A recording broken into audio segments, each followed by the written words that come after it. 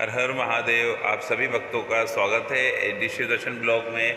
दोस्तों, आज हम आपको सावन माह के पवित्र महीने में एक बहुत ही सुंदर कथा सुनाने वाले हैं और आप जो कथा सुनेंगे वो हमारे गुरुजी श्री इंद्रेश जी महाराज के द्वारा बताई हुई सावन माह की सबसे प्रिय कथा है।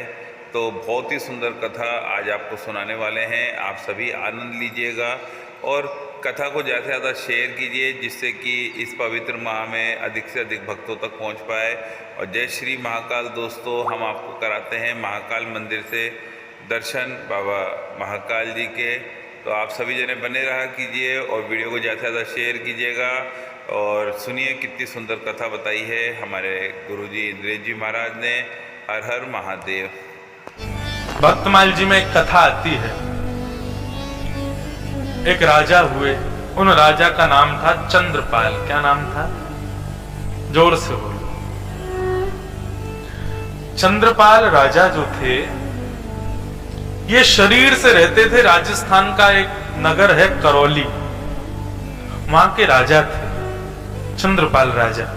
ध्यान से सुनना, नाम व्यक्ति को कैसे वृंदावन में ले जाता है। फिर भले ही आप गांधीधाम रहो, कच्छ रहो, गुजरात रहो, सूरत रहो, बड़ौदा रहो, अहमदाबाद रहो, कहीं भी रहो, नाम यदि आपके पास है तो धाम आपका है, धाम में ही आप हो, यही विश्वास आपको मानना। तो चंद्रपाल राजा थे करौली में। वो इतने नाम आश्रित थे कि नाम ने उनको पूर्ण रूपेण ठाकुर जी के योग्य बना दिया था। शरीर से राजा थे, रहते करौली में थे, लेकिन नित्य श्रीधाम वृंदावन में ही उनका स्थिति रहती थी, वृंदावन का ही अनुभव करते थे। अब चंद्रपाल राजा की बात तो चलो पहली बार आपने सुना इनका नाम। आपने नाम सुना होगा रैदास, नाम सुना है? श्री रैदास जी की स्थिति ऐसी बताते हैं कि श्री रैदास जी को एक दिन स्नान करते हुए नदी में ठाकुर जी मिल गए। तो रैदास जी उनकी सेवा करने लगे। अपनी कुटिया में रैदास जी को ले आए, रैदास जी ठाकुर जी को ले आए। तो रैदास जी का नियम था, वो विचरण बहुत करते थे, धामों में घूमते ही रहते थे। कभी बद्रीनाथ, कभी केदारनाथ, कभी जगन्नाथ, कभी द्वारिका, कभी वृंदावन, कभी कहीं कभी कहीं। लेकिन जब से ठाकुर जी आ गए, रैदास जी का निकलना बहुत कम हो गया। क्यों? ठाकुर जी के अनुकूल भोग की व्यवस्था, शयन की व्यवस्था, ये सब नहीं हो पाती थी। तो श्री रैदास जी एक ही जगह पे अपनी कुटिया में ही रहते थे, लेकिन उनका बड़ा मन होता था कि हम कहीं जाएं, कहीं जा नहीं पाते थे। तो रैदास जी ने एक युक्ति अपनाई और उन्होंने अपनी कुटिया में ही कोनों को नाम दे दिए। कुटिया का वो कोना बद्रीनाथ, कुटिया का ये कोना श्री वृंदावन, कुटिया का वो कोना जगन्नाथपुरी, ये कोना द्वारिका धाम। ऐसे करके कुटिया में बहुत सारे नाम और नामों की नेम प्लेट लगा दी जगह जगह। रैदास जी क्या करते? बीच में बोले रैदास की कुटिया, वहां पर ठाकुर जी का श्रृंगार करते, श्रृंगार आदि करके ठाकुर जी तैयार हो गए, चलो अब कहां चलोगे घूमने? चलो अयोध्या जी चलते हैं। सारा सामान वामान सब लगाते, भोजन की सामग्री रखते, ठाकुर जी का बैग लगाते, अपना बैग लगाते, सब लगा के ठाकुर जी को गोद में उठाते। कुटिया में ही एक स्थान का नाम अयोध्या था, वहां ले जाके ठाकुर जी को विराजमान। जय हो श्री अयोध्या धाम की जय, जय हो राजा रामचंद्र भगवान की जय। अरे वाह, देखो कितनी सुंदर सरयू जी बह रही हैं, कैसी सुंदर हवा बह रही है, राम राम करते लोग घूम रहे हैं। और पूरे दिन इसी स्थिति में रहते थे कि मैं श्री अवध में हूं, श्री कनक बिहारी जी सामने बैठे हैं, श्री हनुमान जी का दर्शन हो रहा है, सरयू जी बह रही है, ऐसे भाव में रहते। दूसरे दिन कहते, लाल जी बड़ा अच्छा अयोध्या का भ्रमण रहा, अब इच्छा हो रही है थोड़ा बद्रीनाथ दर्शन करने चलें। तो उस दिन श्रृंगार करके सब सामान फिर उठाते, एक कोने का नाम बद्रीनाथ, वहां पहुंच जाते। जय हो बद्रीनाथ, कैसी सुंदर हवा चल रही, देखो कितना सुंदर हिमालय, गंगा जी बह रही हैं, जय हो नाथ, बड़ी कृपा आपकी जो मुझे इतना घुमा रहे हो। अब ये तो थी कुटिया के अंदर की स्थिति। स्थिति करते करते ये हो गया कि श्री रैदास जी जब बद्रीनाथ की यात्रा पर जाते थे ठाकुर जी को लेकर के, तो भले ही जेठ का महीना हो, जून जुलाई का महीना हो, वो अपने ठाकुर जी को शॉल पहनाते। कंबल पहनाते, अंदर कुटिया में। अरे बद्रीनाथ में है ठाकुर जी, हवा चल रही है, ठंड पड़ रही है, बर्फ गिर रही है, ठाकुर जी आप शॉल पहन लो। अंगीठी रख देते सामने, अग्नि प्रज्वलित करते, ठाकुर जी को तपाते, और बाहर जुलाई का महीना। स्थिति ये हुई कि महाराज एक बार श्री रैदास जी अपने ठाकुर जी को बद्रीनाथ ले गए और जेठ के महीना में उनके गांव में बर्फ गिरने लग गई।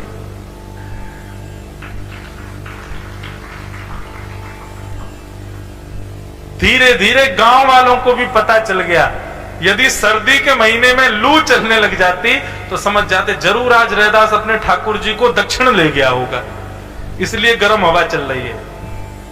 और कभी गर्मी के महीना में बर्फ गिर जाती, बोले अरे आज रैदास के ठाकुर जी बद्रीनाथ पहुंचे होंगे जरूर। ये स्थिति, इसका मतलब ये बिल्कुल प्रमाणित हो जाता है कि हमारा तन का उपस्थित होना सांसारिक विषय है, हम तन से कहीं उपस्थित हो, लेकिन मन का उपस्थित होना कहीं पर, यह भक्ति का विषय है, यह भाव का विषय है।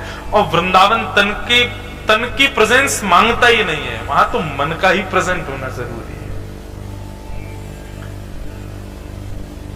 तो चंद्रपाल राजा बलि करौली में रहते थे, लेकिन मन ऐसा था उनका कि वो सदैव वृंदावन का स्मरण करते थे। अष्ट सखा हमारे, मैं अष्ट सखाओं का ज्यादा गायन करता हूं कथाओं में भी, तो हमारे अष्ट सखा कहते हैं कि भैया तुम ठाकुर जी को अपना लो, कोई बड़ी बात नहीं है, ठाकुर जी तुमको अपना में ये बड़ी बात है। ठाकुर जी को तो सब अपनाते हैं, चोर भी कह के जाता है, हे द्वारिकाधीश कृपा करना कि मालिक सो रहा हो गहरी नींद में ताकि मैं चोरी कर लूं। चोर भी द्वारिकाधीश से प्रार्थना कर रहा है, तो इसका मतलब यह है कि चोर भी ठाकुर जी को स्वीकार कर रहा है। लेकिन बड़ी बात यह नहीं है कि हम ठाकुर जी को स्वीकार करें, बड़ी बात यह कि उन्होंने हमें स्वीकार किया कि नहीं। तो अष्ट सखा गाते हैं एक बात कि भगवान हमको स्वीकार करते हैं, इस बात का प्रमाण क्या है। और तब अष्ट सखाओं में एक सखा कहते हैं, जब अपनों करी जाने गिरधर, जब अपनों करी जाने गिरधर, जब अपनों करी जाने गिरधर, जब अपनों करी जाने गिरधर। ठाकुर जी हमको अपना कब बनाते हैं? मुझे ये पद बड़ा प्रिय, मैं लगभग कथाओं में गाता हूं और लोगों से कहता हूं भैया इस भाव को सुनकर के स्वीकार करो कि ठाकुर जी कब अपनाते हैं। जब अपनों करी जाने गिरधर, जब अपनों करी जाने गिरधर। कब? ठाकुर जी जिसको स्वीकार करेंगे उसकी स्थिति का यहाँ पर वर्णन किया जा रहा है। ताको मन भक्तन की सेवा, ताको मन भक्तन की सेवा, ताको मन भक्तन की सेवा, ताको मन भक्तन की सेवा। हरि जन संगे हरि उरे आने, हरि जन संगे हरि उरे आने। बंधुओं, जैसे कोई फिल्म स्टार हमको दिख जाता है तो हम लोग बावले हो जाते हैं, होता है ना। कई बार हम देखते हैं एयरपोर्ट्स पर, रेलवे स्टेशन पर कोई फिल्म स्टार जा रहा हो, कोई क्रिकेट स्टार जा रहा हो, बहुत बड़ा नामी एंटरटेनर जा रहा हो, तो लोग उसके पीछे भागते हैं। कोई सेल्फी ले रहा है, कोई ऑटोग्राफ ले रहा है, कोई पीछे पीछे। ये पूर्ण संसारी का लक्षण दिखता है। लेकिन जैसे ही कोई संत दिखे, जैसे कोई वैष्णव दिखे, कोई तिलकधारी दिखे, कोई गले में माला पहना, कोई वैष्णव रूप का दिखे, आप बावले से हो जाओ उसको प्रणाम करने। आप भले ही उसको नहीं जानते, लेकिन उसके रूप को देख करके, उसके भेष को देख करके, उसके भाव को, उसके माथे का तिलक देख के, उसकी धोती देख के आपके मन में हो जरूर द्वारिका से, वृंदावन से, अयोध्या से इनका कोई संबंध है, आप तुरंत जाके उसको प्रणाम करो, भले ही वो आपका अपरिचित है। ये एक वैष्णव का लक्षण है। और वैष्णव का भी नहीं, ये ठाकुर जी ने तुमको स्वीकार किया, ये उस बात का प्रमाण है कि तुमको उनको देख करके प्रणाम करने की इच्छा हुई। अभी आप थे हमारे साथ अहमदाबाद में, अभी अहमदाबाद हम लोग उतरे उस दिन परसों रात्रि को, तो सत्य में एक अपरिचित खड़े थे सामने, धोती पहनी हुई थी उन्होंने, तिलक लगा रखा था। मैं कोई अपनी प्रशंसा नहीं कर रहा, लेकिन एक बात बता रहा हूं, उन्होंने 3 बार मेरे से नजर हटाई, ऐसे ऊपर से नीचे देख के ऐसे हो गए, फिर ऐसे देखें, फिर ऐसे हो जाए। लेकिन मैं जबरदस्ती उनके पास गया और मैंने कहा जय श्री कृष्ण। बोले जी जय श्री कृष्ण, जय श्री कृष्ण। अब हम आगे चले गए, ये सब बोले आप जानते थे इनको? मैंने कहा नहीं तो। बोले फिर आपने प्रणाम क्यों किया? मैंने कहा तिलक लगा रखा था, धोती पहनी हुई थी, इसलिए प्रणाम किया। अब मैंने कहा पीछे मुड़ के देखो, वो मुझे को देख रहा होगा, वो मुझे ही देख रहे थे। मैंने कहा वो रास्ते भर सोचेगा कि अपरिचित था, फिर भी ये मेरे को जय श्री कृष्ण बोल के गया। आगे से उनको कोई ऐसा मिलेगा तो वो भी जय श्री कृष्ण बोलेंगे अपनी तरफ से। यही तो प्रमाण है कि ठाकुर जी ने तुमको स्वीकार किया। और मैं तो डंके की चोट पर बोलूं, मुझे नाथ ने स्वीकार किया। मैं उनको स्वीकार करूं ये नहीं, वो भी मुझे कर चुके हैं, मैं योग्य नहीं हूं उसके। मुझे ब्रज में जन्म दिया, पहला स्वीकार का प्रमाण। ऐसे पिता प्रदान किए, ये दूसरा स्वीकार का प्रमाण। व्यासपीठ प्रदान की, तीसरा स्वीकार का प्रमाण। अपनी निज सेवा दे दी, ये चौथा स्वीकार का प्रमाण। मैं और कितने प्रमाण रखूं? मैं लेकिन चाहता हूं कि ऐसा स्वीकार ठाकुर जी सबको कर लें।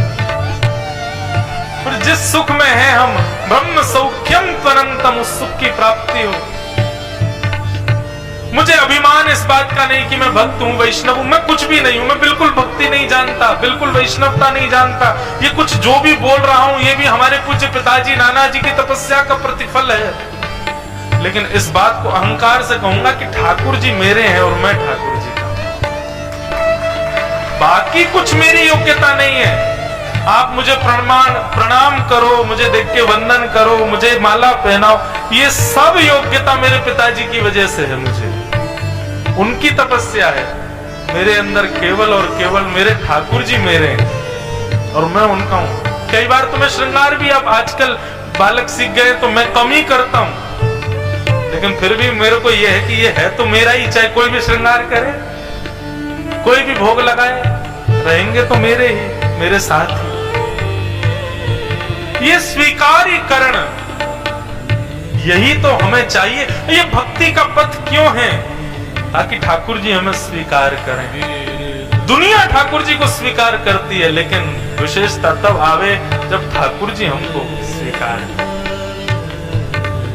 जब अपनों करी जाने गिरधर, जब अपनों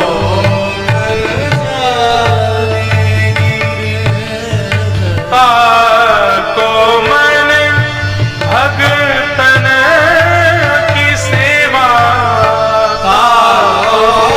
मन भगतन की सेवा, संत चरण रज सदा लुभाने, संत चरण रज सदा लुभाने।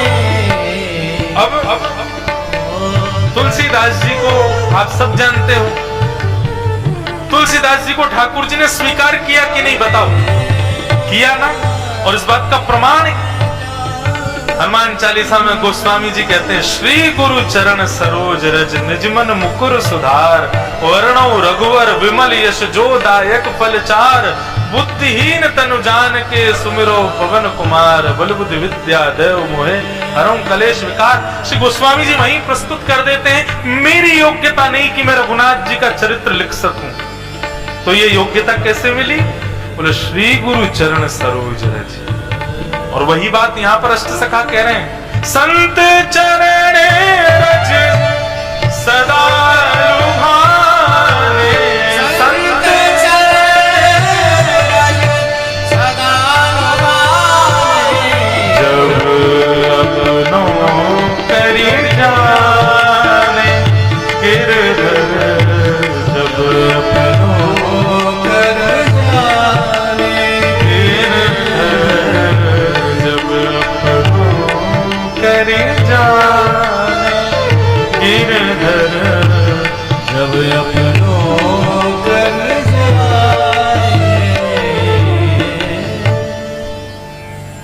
ठाकुर जी जब हमको स्वीकार करते हैं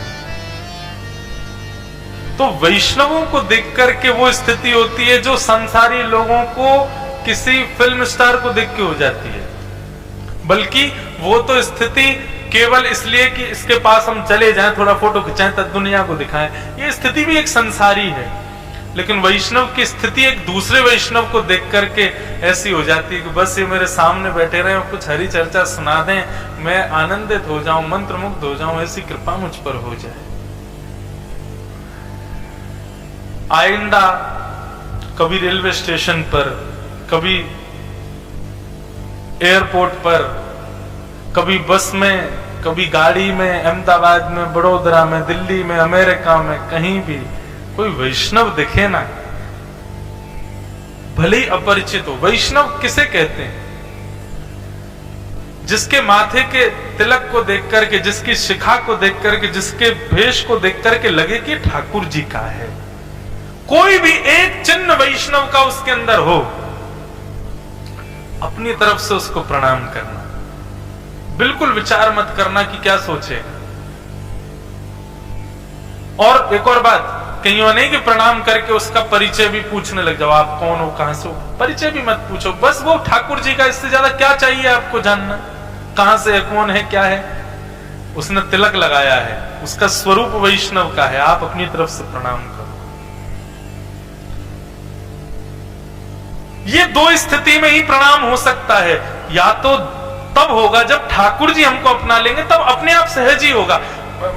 वाल्मीकि रामायण में वर्णन आता है कि विभीषण जी अपने स्थान पर बैठे, कमरे में बैठे ठाकुर जी का यजन कर रहे थे, हनुमान जी रूप बदल के घूम रहे थे। जैसे ही हनुमान जी विभीषण के यहां पहुंचे तो कहते हैं कि विभीषण जी एकटक हनुमान जी को देखने लगे और देखते रह गए, और थोड़ी देर में हनुमान जी रूप बदल के आए हैं, ब्राह्मण का रूप धारण करके आए, लेकिन विभीषण उनके पास जाता है, उनके चरण छू लेता है। हनुमान जी थोड़े पीछे हुए, बोले आप हमें प्रणाम क्यों कर रहे हो, आप तो राम भक्त हो, राम भक्त के अलावा किसी को प्रणाम नहीं करते हो, आप हमको वंदन क्यों कर रहे हो। तो विभीषण जी कहते हैं पता नहीं आप कौन हो, लेकिन जब से आप आए हो ना, तब से आपको देख के पता नहीं मेरे को राम जी को और पाने की इच्छा हो रही है। मेरा मन कर रहा है मैं उनका और भजन कर लूं, मैं उनका और सेवा कर लूं, मैं उनकी और वंदना कर लूं। आप जब से आए हो तब से और ऐसा हो गया है मेरे स्थान का, मुझे ऐसा लग रहा है कि मैं जितना भजन करता हूं उससे दुगना कर लूं अभी। तो निश्चित ही आप कोई हरि भक्त ही हो, इसलिए मैं प्रणाम कर रहा हूं। हनुमान जी प्रकट हो गए अपने रूप में। धन्य है विभीषण।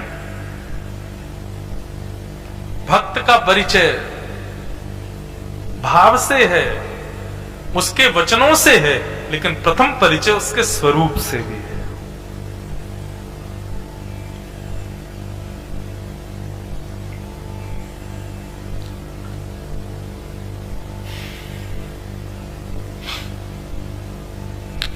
तो हम चंद्रपाल राजा की कथा सुन रहे थे। तो चंद्रपाल राजा जो थे ये करौली के राजा थे, लेकिन भक्तों की बड़ी इन्होंने दुनिया के राजा अपने राजभवन के 4-4 कोस दूर सैनिक लगा के रखते थे कि भाई कोई दुश्मन ना आ जाए, सब लोग तैनात खड़े रहना अपने हथियारों को लेकर के। लेकिन चंद्रपाल राजा के राज्य में कुछ विचित्र ही था। 4-4 कोस दूर पर सैनिक लगा रखे थे, लेकिन हाथ में माला और पुष्प और गुलाब जल का छिड़काव करके सब सैनिक खड़े रहते थे। कि कहीं दूर से कोई तिलक धारण किए, कंठी माला पहने कोई वैष्णव देखा आता हुआ तो नाचते गाते हुए गाजे बाजे के साथ कोसों दूर भी कोई दूसरे मार्ग पर भी जा रहा हो, कोई अन्यत्र कहीं जा रहा हो, उसको भी प्रणाम करके निवेदन करना 2 मिनट के लिए मेरे राजमहल में आ जाए। उसने अपनी सेना इसीलिए लगा रखी थी कि वैष्णवों को ढूंढ ढूंढ के लाओ। इतना वैष्णव निष्ठ था। और महाराज स्थिति इतनी नहीं, कोई भी बेचारा कोई साधारण सा ही तिलक लगा के चला जाता था और राजा के महल के बाहर से कहीं से निकल जाता 4 कोस दूर से, तो सैनिक उसके हाथ जोड़ते, पांव पूछते, माला पहनाते, गुलाब जल का छिड़काव करते, बोले हमारे राजा की आज्ञा है। कोई भी वैष्णव देखे प्रार्थना करना, वो रुचि हो उनको तो उनको ले आना, नहीं हो तो कोई बात नहीं, आप चलिए ना, हमारे राजा का भाग्य उदय होगा, आप जाएंगे तो वैष्णव बोलते अरे वाह भाई, ऐसा वैष्णव निष्ठ राजा, इसके तो दर्शन करने चाहिए। महाराज मानो जैसे 365 दिन व्यवस्था उसके यहाँ ऐसी, जैसे आज आपने यहाँ स्वागत की व्यवस्था की, ढोल नगाड़े बज रहे, पुष्प बज रहे, तो ये 4 दिन की व्यवस्था है, लेकिन राजा के यहाँ ऐसी 365 दिन रहती थी। सारे सैनिक नए कपड़े पहनेंगे, सारे गांववासी सब नए कपड़े पहनेंगे और सबके यहाँ तैयारी रहेगी कि कोई वैष्णव आए तो सब पुष्प वर्षण करोगे, सब जय श्री कृष्ण बोलोगे, सब उनका कीर्तन करोगे, सब दक्षिणा प्रदान करोगे। ऐसा राजा। श्री नाभा जी ने भक्तमाल में राजा चंद्रपाल का इतना यश गाया, बोले ऐसा वैष्णव निष्ठ राजा हमने देखा नहीं।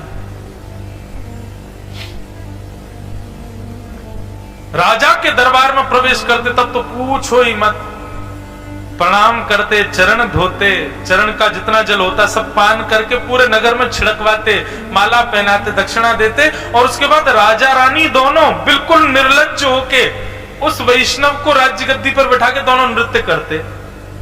क्यों? बोले आज हमारे घर हरि का प्यारा आया है, आज के दिवस की मैं जाऊं बलिहारा, मेरे घर आया राजा राम जी का प्यारा, आज के दिवस की मैं जाऊं बलिहारा,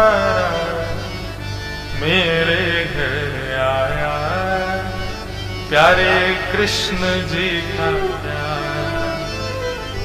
राजा रानी दोनों नृत्य करते, और इतना ही नहीं, जब वो वैष्णव भोजन आदि प्राप्त करके जाने लगते तो राजा रानी बिलक बिलक के रोते कि आप दोबारा कब आओ। उनके इस प्रेम भाव को देख करके वैष्णव जन मुरीद हो जाते, सदा के लिए उनके नगर में ही रह जाते।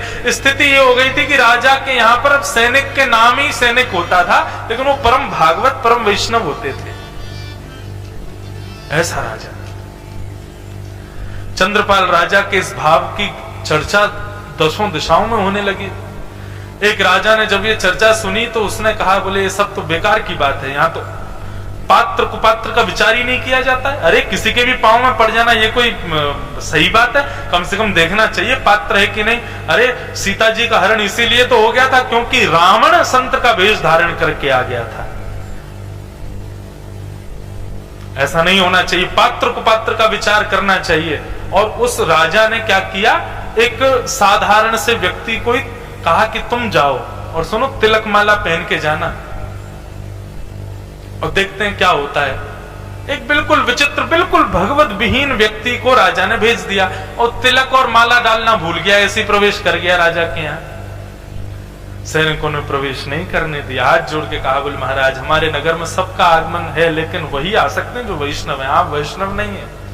भूल गया बेचारा, लौट के गया, तिलक और माला धारण करके आया। अब सैनिक इतने भोले, वो जानते हैं कि अभी अभी आया था, बिना तिलक और बिना माला के आया था, ये वैष्णव है नहीं है, लेकिन अब ये जबरदस्ती तिलक माला अंदर प्रवेश के लिए डाल के आया, तो भी सैनिकों ने रोका नहीं।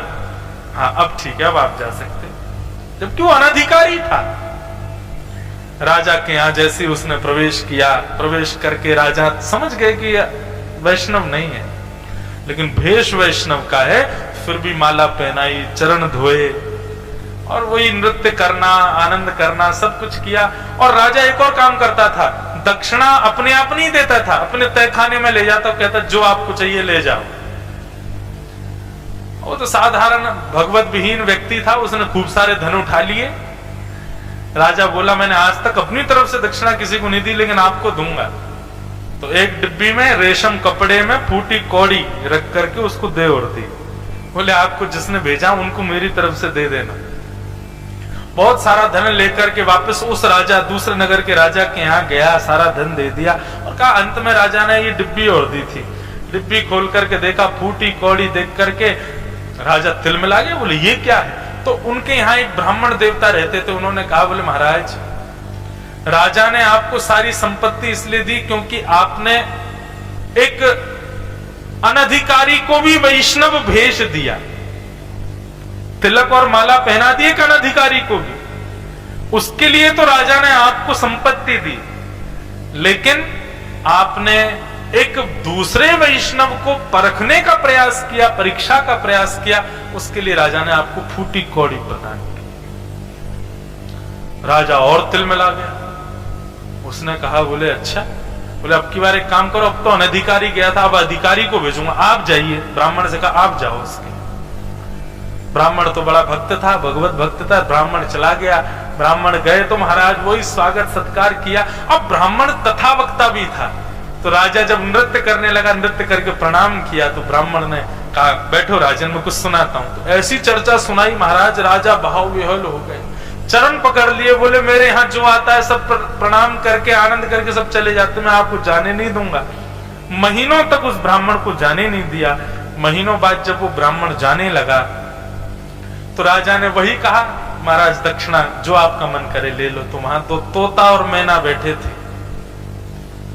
उन्होंने कहा ये आपके यहाँ जो तोता मैना के जोड़ा है इनमें से एक मुझे दे दो। तो मैना उसको दे दिया और वो ब्राह्मण मैना लेकर के दूसरे राजा के यहां गए। बोले बड़े दिन में आए हो, बताइए कैसा था राज दरबार। बोले कि अब मैं नहीं बताऊंगा, ये मैना बताएगा। तोता का स्वभाव होता है बोलना।